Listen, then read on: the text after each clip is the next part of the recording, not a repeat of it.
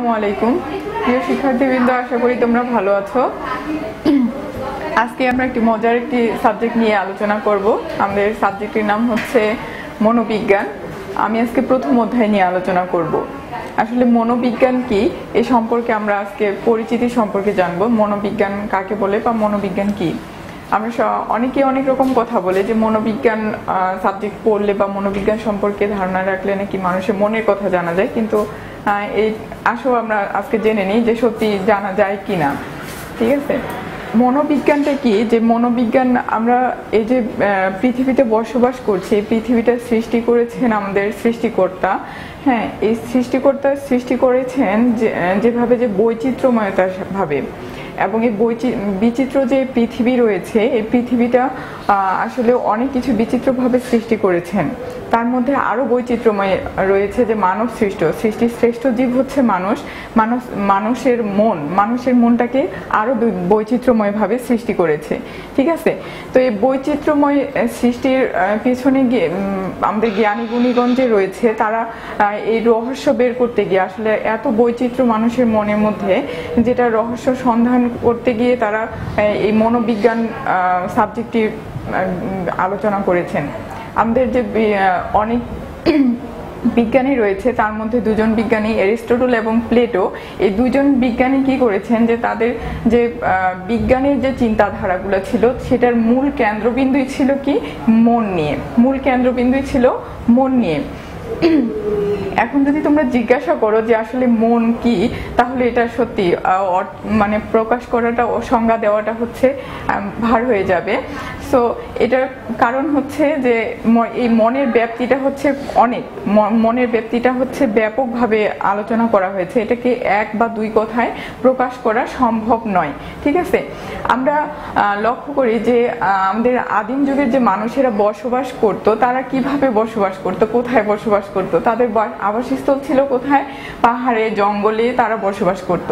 তো তারা যে পাহাড়ে জঙ্গলে বসবাস করত, এই পরবর্তীতে তারা কি করছে, সেখান থেকে পশু শিকার করত, বিভিন্নভাবে জীবনযাপন করত, এবং পরবর্তীতে তারা কি করছে যে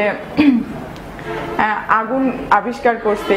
তাদের নিজের দক্ষতায় তারা আগুন আবিষ্কার করছে, এবং পরবর্তীতে তারা ক্রমান্বয়ে এক একটা ধাপ অতিক্রম করে তারা সমাজবদ্ধভাবে বসবাস করা শুরু করেছে। এবং এই সমাজবদ্ধভাবে বসবাস করার ফলে তাদের মধ্যে সভ্যতার বিকাশ এসেছে, যেটা সেই আদিম যুগ থেকে বর্তমান পর্যন্ত এই যে সভ্যতার একটা বিকাশ ক্রমান্বয়ে চলতে আছে,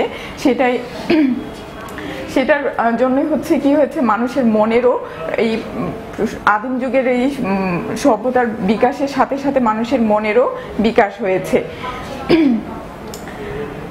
আমরা একজন বিজ্ঞানীর নাম শুনছি যে হারম্যান এবিংহর্স। ঠিক আছে, হারম্যান এবিংহর্স। এই হারম্যান এবিংহর্স কি করেছিল?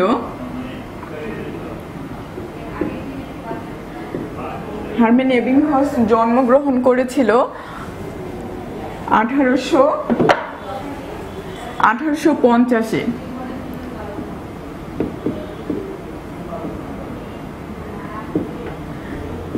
হারম্যান এবিংহর্স জন্মগ্রহণ করেছিল কত সালে? 1850-এ, এবং মৃত্যুবরণ করেছিল কততে? 1909-এ। 1909-এ এসে তিনি মৃত্যুবরণ করেন। ঠিক আছে, আর এই হারম্যান এবিংহর্সকে কি বলা হতো? বিজ্ঞানের অন্যতম অগ্রদূত বলা হতো। তাহলে শিক্ষার্থীবৃন্দ, যে প্রশ্ন আসতে পারে যে এখানে বিজ্ঞানের অগ্রদূত মানে মনোবিজ্ঞানের অগ্রদূত কাকে বলা হয়? কে তিনি? তিনি হচ্ছেন হারম্যান এবিংহর্স। ঠিক আছে, কিন্তু সত্যিকার অর্থে তিনি বলেছেন যে তিনি একটি মন্তব্য করেছেন এই মনোবিজ্ঞান নিয়ে, যে সত্যিকার অর্থে মনোবিজ্ঞানের একটি সুদীর্ঘ একটা ব্যাপ্তি রয়েছে, সুদীর্ঘ একটা ইতিহাস রয়েছে। এই ইতিহাসের মধ্য দিয়ে সত্যিকার অর্থে যে ইতিহাস, অর্থাৎ বাস্তব যে ইতিহাসটা, এই ইতিহাস একটা স্বল্প সময়ের, অর্থাৎ দীর্ঘ ইতিহাস থাকলেও বাস্তব যে ইতিহাসগুলো রয়েছে, এটা হচ্ছে অতি সংক্ষিপ্ত একটা স্বল্প একটা ইতিহাস। ঠিক আছে, মানুষ ও মনের আচরণের রহস্য দেখে অনেক বিজ্ঞানীগুলো বিষয়বিভূত হয়েছে। ঠিক আছে, এ ধারণার জন্মলগ্ন থেকে সাধারণত এই মনোবিজ্ঞানের যাত্রা শুরু হয়েছে। এই মনোবিজ্ঞানের শাখা হিসেবে মনোবিজ্ঞানের আত্মপ্রকাশ ঘটে মাত্র 100 বছরের কিছু আগে, 100 বছরেরও আগে, ঠিক আছে। কিন্তু বিংশ শতাব্দীর শেষ দিকে এসে এই বিজ্ঞানের জয়যাত্রার সাথে সাথে মনোবিজ্ঞানের যে জয়যাত্রা সমান তালে চলছে, এগিয়ে চলছে, তার সাথে উন্মোচিত হয়েছে মনোবিজ্ঞানের নতুন নতুন দিক, ঠিক আছে। শুধুমাত্র মনকে নিয়ে আলোচনা করে না, এই মনোবিজ্ঞান আরো বিষয় রয়েছে। মনোবিজ্ঞানের মধ্যে এই বিজ্ঞানীগণ অ্যাড করেছেন যে অনেক কিছু রয়েছে। তার মধ্যে আমরা বলতে পারি যে মনোবিজ্ঞান গর্ভবতী মায়ের মানসিক ও শারীরিক পরিচর্যা, শিশুর যথোপযুক্ত সামাজিকীকরণ, সমস্যা ও হতাশার জর্জরিত লেখকদের নির্দেশনা প্রদান করেন, আরো বিভিন্ন ধরনের বিষয়গুলো নিয়ে কাজ করে থাকেন। এবার আসো আমরা জেনে নিই যে মনোবিজ্ঞান কি বা মনোবিজ্ঞান কোত্থেকে এসেছে। আমরা সকলে জানি শিক্ষার্থীবৃন্দ যে মনোবিজ্ঞানের ইংরেজি প্রতিশব্দ কি। মনোবিজ্ঞানের ইংরেজি প্রতিশব্দ হচ্ছে সাইকোলজি।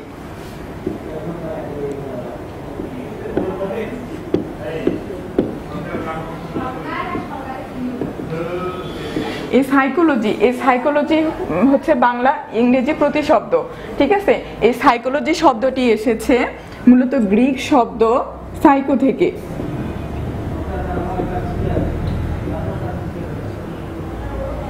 সাইক থেকে, ইংরেজি প্রতিশব্দ কি? সাইক থেকে। এটা হচ্ছে গ্রিক শব্দ, এবং লোগোস,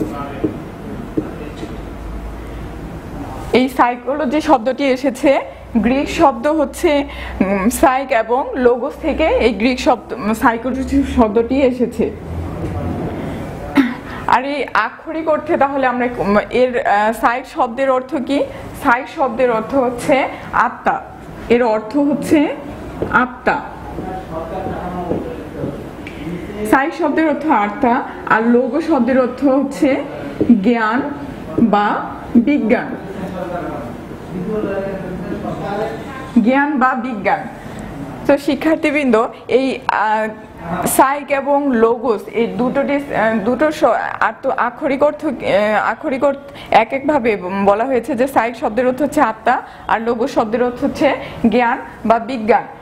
এই দুটো মিলে এসেছে হচ্ছে সাইকোলজি। এখন সাইকোলজি শব্দটির আক্ষরিক অর্থ হচ্ছে মনোবিজ্ঞানের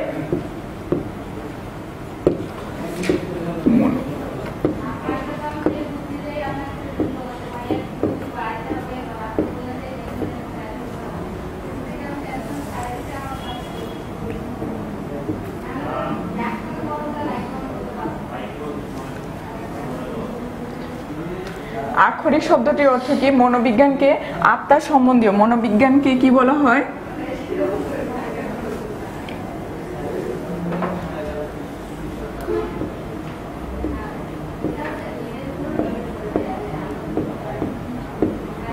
মনোবিজ্ঞানকে আত্মা সম্বন্ধীয় বিজ্ঞান বলা হয়। তাহলে সাইকোলজি শব্দটির আক্ষরিক অর্থ হচ্ছে মনোবিজ্ঞান হচ্ছে আক্ষরিক অর্থ হচ্ছে আত্মা সম্বন্ধীয় বিজ্ঞান। কিন্তু এই আত্মাটা কি হচ্ছে? একটা অতীন্দ্রিয় বস্তু, অর্থাৎ এই আত্মাটাকে আমরা ধরতেও পারি না, এটাকে স্পর্শ করা যায় না এবং অনুভবও করা যায় না, ঠিক আছে। এর পরবর্তীতে তাই এই আত্মাটাকে বাদ দিয়ে এই আত্মার পরিবর্তে কি দেওয়া হয়েছে? মন শব্দটি যোগ করা হয়েছে। তাই এই মনোবিজ্ঞানের মূল যে থিমটা, মূল যে আলোচনার বিষয় সেটা হচ্ছে মন, ঠিক আছে। তখন মনোবিজ্ঞানের মন শব্দটি সম্বন্ধীয় বিজ্ঞান হিসেবে বিবেচনা করা হয়। মনোবিজ্ঞান হলো মনের বিজ্ঞান। আমরা সকলে জানি মনোবিজ্ঞানটা কি? আসলে একটি মনের বিজ্ঞান। এই ধারণাটি দেওয়া হয়েছিল ঊনবিংশ শতাব্দীতে। এই ধারণাটি আমরা কখন পাই? এই ধারণাটি পাই আমরা ঊনবিংশ শতাব্দীর শেষার্ধে। পর্যাপ্ত ব্যাপকভাবে প্রচলিত ছিল এটি। কিন্তু পরবর্তীতে বিজ্ঞানের অগ্রগতির সাথে সাথে আমাদের এই মনোবিজ্ঞানেরও ধীরে ধীরে মনোবিজ্ঞানও কি হয়েছে? পরিবর্তিত হয়েছে। পরবর্তীতে এতে মনোবিজ্ঞান থেকে মন সম্পর্কিত ধারণার পরিবর্তন ঘটে থাকে। মনোবিজ্ঞান হিসেবে দাঁড় করানোর মূলে উইলহেম উন্ড, অর্থাৎ এই উইলহেম উন্ড কি করেছিল? লিপজন বিশ্ববিদ্যালয়ে একটি বিজ্ঞানাগার তৈরি করেছিল।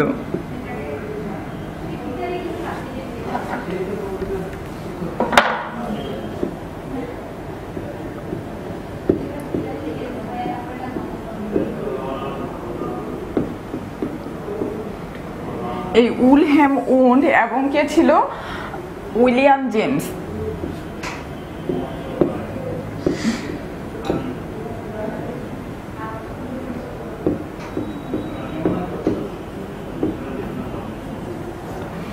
এই উইলহেম উন্ড এবং উইলিয়াম জেমস প্রথম হচ্ছে 1875 সালে, কত সালে, 1875 সালে হার্ভার্ড, উইলিয়াম জেমস হচ্ছে লিপজন বিশ্ববিদ্যালয় এবং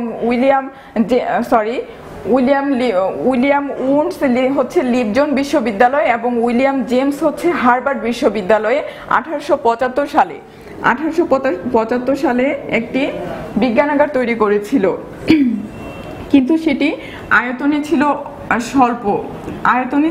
অতি স্বল্প একটা পরিমাণে আয়তন ছিল এবং বিজ্ঞান যে পরীক্ষা করবে সেটারও কোনো ব্যবস্থাপনা ছিল না, সেখানে না হওয়ার ফলে তারা পরবর্তীতে সেটা কি করে বাদ দিয়ে দেয় এবং পরবর্তীতে 1879 সালে, পরবর্তীতে কত সালে তৈরি করা হয়, 1879 সালে তারা হচ্ছে আবারও সেই জায়গায় হচ্ছে একটি বিজ্ঞানাগার তৈরি করে।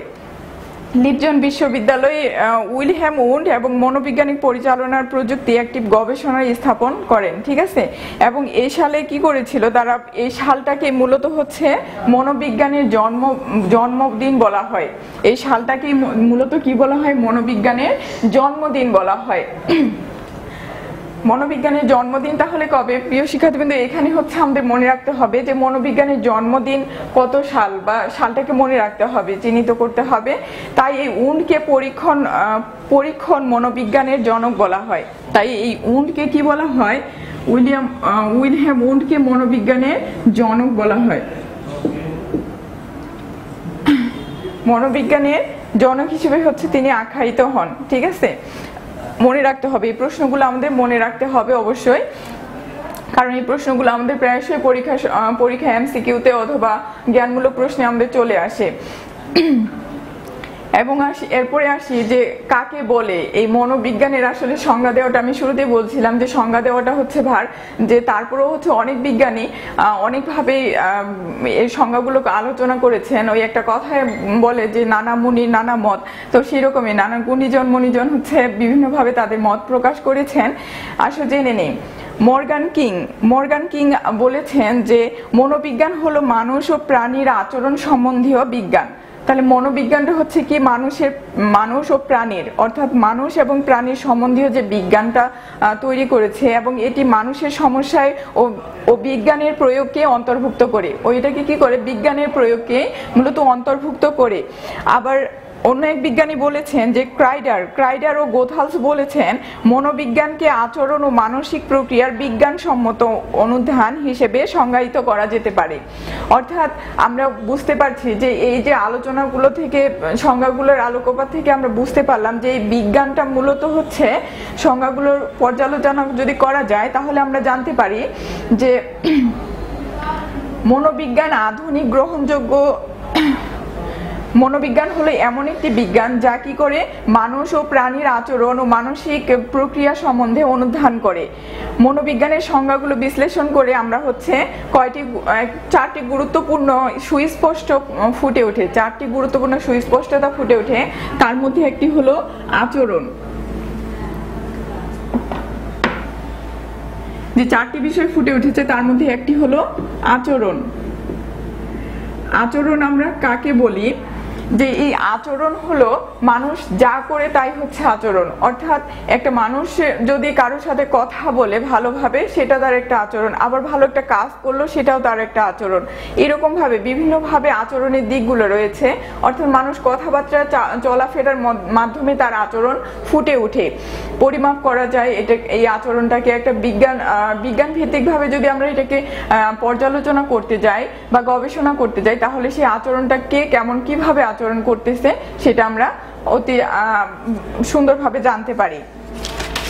এবার দ্বিতীয়ত আসি মানসিক প্রক্রিয়া। 2 নম্বরে রয়েছে মানসিক প্রক্রিয়া। এই মানসিক প্রশান্তিগুলো, এই মানসিক কার্যকলাপগুলো সরাসরি বাইরে থেকে পর্যবেক্ষণ করা যায় না। এই বিষয়গুলো মানুষের একটা আবেগ যখন প্রকাশ পায়, তো প্রকাশ করে বা সে নিজের মধ্যে একটা আবেগ অনুভূত হচ্ছে, এটা কিন্তু প্রকাশ করা যায় না বা কেউ বুঝতে পারবে না যে আমার মধ্যে মনের মধ্যে কি চলতেছে। আমার একটা কোনো একটা জিনিস খারাপ লেগেছে, সেটা নিয়ে আমি মনে মনে খুব কষ্ট পাচ্ছি, কিন্তু এই কষ্টটা কি কাউকে আমি দেখাইতে পারবো? কাউকে দেখাইতে পারবো না, বা এটা কাউকে বোঝানোর মতো না। হয়তো প্রকাশ করলে, সেটা মুখে প্রকাশ করলে তারপর সে বুঝতে পারে অন্য একটা ব্যক্তি, কিন্তু নর্মালি আমরা যখন কষ্ট পাই মনে মনে, কোনো এক ব্যক্তি আমাকে দেখে কখনোই বুঝতে পারবে না যে আমার কি হয়েছে, তাই না? এটাই হচ্ছে একটা মানসিক প্রক্রিয়া। সে একটা ব্যক্তি যদি কোনো রকম ভাবে উপরে একটা সংজ্ঞা, একটা গল্প বলি, যে কোনো একটা ব্যক্তি যদি লটারিতে জেতে, তার যদি কোনো চিন্তা ভাবনা থাকে যে হচ্ছে আমি এটাতে এত লাখ টাকা লটারি পাইলাম, সে টাকা পেয়ে আমি কি করব। সাধারণত প্রাথমিকভাবে একটা ধারণা থাকে যে এই টাকাটা আমার পেলে হচ্ছে আমি সত্যি আনন্দিত হব, একটা দ্বিধাদ্বন্দ্বের মধ্যে থাকে। লটারি সাধারণত দ্বিধাদ্বন্দ্বের মধ্যে আমরা থেকে থাকি যে এটা পাবো অথবা পাবো না। আবার যখন পেয়ে থাকি হুট করে, তখন আমাদের মন আনন্দে একেবারে উল্লসিত হয়ে যায়, তাই না? তো এই যে আনন্দে উল্লসিত হওয়াটা, এটাই হচ্ছে মানসিক একটা প্রক্রিয়া। আবার কি করে যে মানসিক প্রক্রিয়ার মাধ্যমে এবার পরবর্তীতে তার চিন্তাধারা একটা তৈরি হয় যে এই টাকাটা আমি কি করব। একটা কল্পনার জগতে আমরা ঢুকে যাই যে আমার 10 লাখ টাকা পেয়েছি, আমি 10 লাখ টাকা দিয়ে হয়তো আমার একটা শখের একটা ঘড়ি কিনবো, বা আমার শখের একটা সাইকেল কিনবো, যার যেটা চিন্তাধারা মাথায় আসে।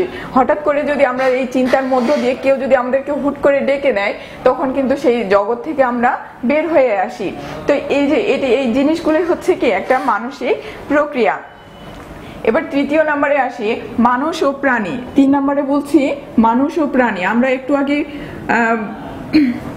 আগে আলোচনা করলাম যে মানুষ ও প্রাণীকে নিয়েই সাধারণত কি করে এই মনোবিজ্ঞান আলোচনা করে।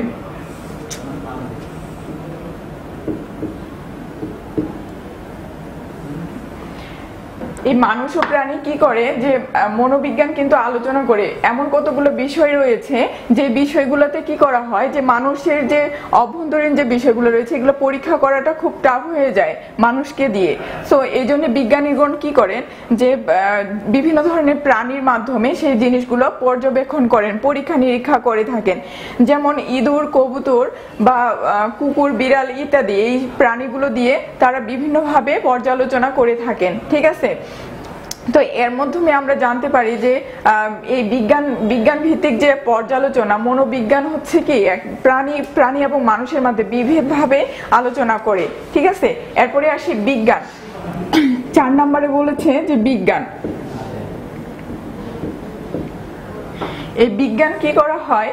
বিজ্ঞান ভিত্তিক ভাবে, বিজ্ঞান হলো সেই বিশেষ জ্ঞান যা সুনিয়ন্ত্রিত পরিবেশ পরীক্ষা নিরীক্ষার মাধ্যমে লাভ করা যায়, ঠিক আছে? তাহলে বিজ্ঞানটা কি পরীক্ষা নিরীক্ষার মাধ্যমে সেটাকে জানা যায়। বিজ্ঞানসম্মত গবেষণার জন্য বিভিন্ন ধরনের পদ্ধতি রয়েছে, বিভিন্ন ধরনের পদ্ধতির মাধ্যমে আমরা এই বিজ্ঞানকে আলোচনা করে থাকি। মনোবিজ্ঞান বিজ্ঞানসম্মত পদ্ধতির সাহায্যে প্রাপ্ত তথ্যের উপর ভিত্তি করে আচরণ ও মানসিক প্রক্রিয়া সম্পর্কে জ্ঞান লাভ করে, ঠিক আছে? বিজ্ঞান ভিত্তিক ভাবে আলোচনার মাধ্যমে আমরা ইতিপূর্বে যেটা বললাম যে হচ্ছে আচরণ এবং মানসিক প্রক্রিয়া, এই দুটোই হচ্ছে আমরা বিজ্ঞান ভিত্তিক ভাবে গবেষণা করে এই জিনিসগুলো আমরা জানতে পারি, ঠিক আছে?